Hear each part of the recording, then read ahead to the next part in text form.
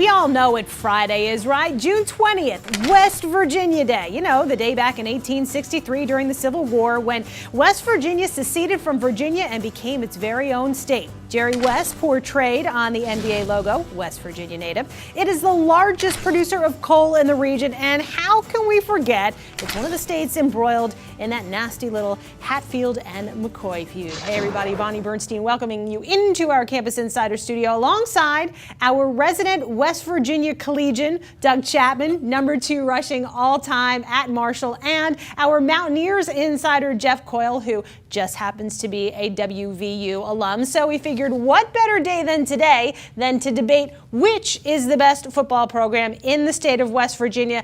I think this could get bloody, so I'm going to get out of the way. Geoff, go ahead. You start. Yeah, no Hatfields and McCoys here, but let's be honest, is it really even a rivalry? These teams have played 12 times, and what's the most important stat in sports? It's the win-loss record. WVU won every single time that the two teams have played. So, Doug, look, if you really wanted to have an argument, unfortunately, Marshall failed each one of its 12 tries to show that it is a better program than West Virginia. No, are you finished? Allow me to retort.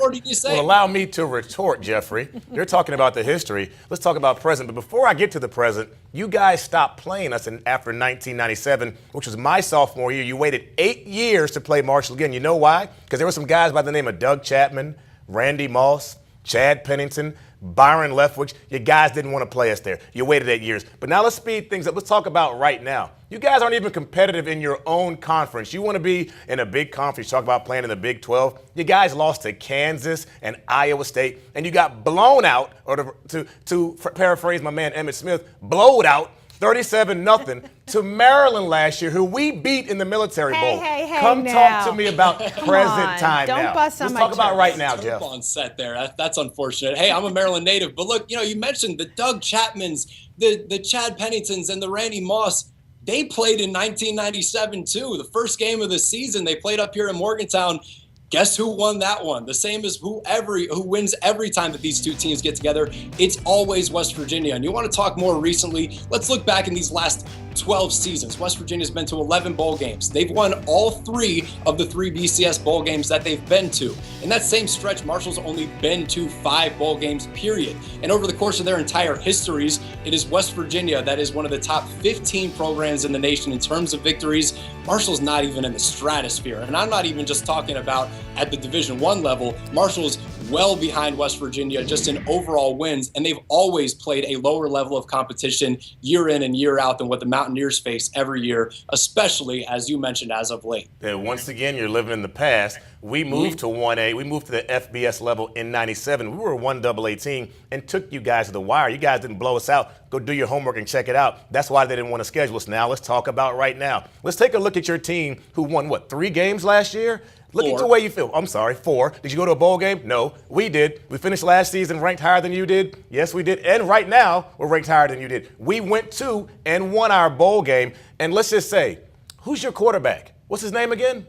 We got a guy named Rakeem Cato who's on a lot of Heisman watch lists. We got a wide receiver by the name of Tommy Schuler who would start at WVU. Your quarterback, running back, and wide receiver trio wouldn't even touch the field at Marshall. Your offensive ineptitude is embarrassing to the 304 area code. They need to change the area code there in Morgantown to something else because you don't deserve to carry that 304 with as bad as you guys have been on offense. Marshall would wipe the field with you guys today. Put it this way, Doug. See, here's the thing. I hate to sit here and rag on Marshall because Marshall's got a good guy at the top, Doc Holliday, the head coach. I worked alongside him in my senior year at WVU. We were both very proud West Virginia University graduates.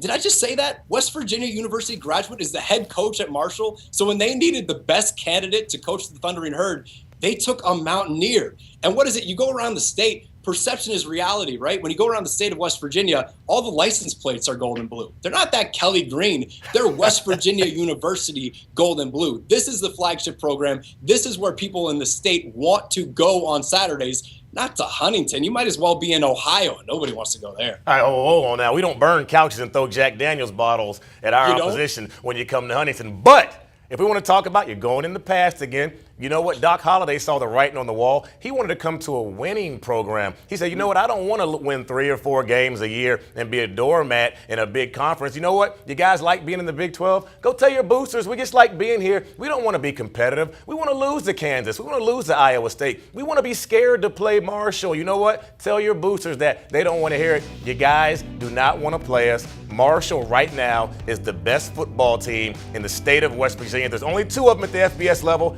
You guys and us. You guys actually, that yellow in your uniform should be for chickens because you don't want to play us. You're scared. I don't know what kind of chickens you're eating. I like white meat. I'll tell you this, Doug. You're talking about a 10-4 season from last year for Marshall. How many teams did they play in the top 25? 0. West Virginia gets to play top 25 teams year in and year out. They get a chance to prove themselves that Marshall never And gets. they proved that they lose. Our one common opponent, you guys didn't score 1 point against them. Not one. Not a point. Not 1 Let's look point. forward to next season. Goose And hey, egg. Doug, can we agree on this? Happy birthday, West Virginia. Happy birthday, West Virginia. All right, does that mean it's safe to come out now? Can I? Hatfields and McCoys up there. I had to hide. I was getting a little bit scared. But I will have to give Doug props, Geoff. I mean, 2 undefeated seasons while he was there. They win a national championship. Absolutely. They finish up number 10 in the country in 1999. And plus, he's in the studio, so I have to deal with him. So I'm going to have to give my guy props. And we beat up on Bonnie School, that's who the whooped easy up on way you out. guys. Okay, really, you don't need to crush my terps. Geoff Coyle, thank you. already Doug did. Chapman, my boy, always good to see you. If you happen to be an SEC fan and you've survived this segment, guess what? We got another great piece on CampusInsiders.com, sort of laying out some of the marquee games opening weekend: Georgia, Clemson, LSU, Wisconsin, A&M, South Carolina. You'll find that on CampusInsiders.com.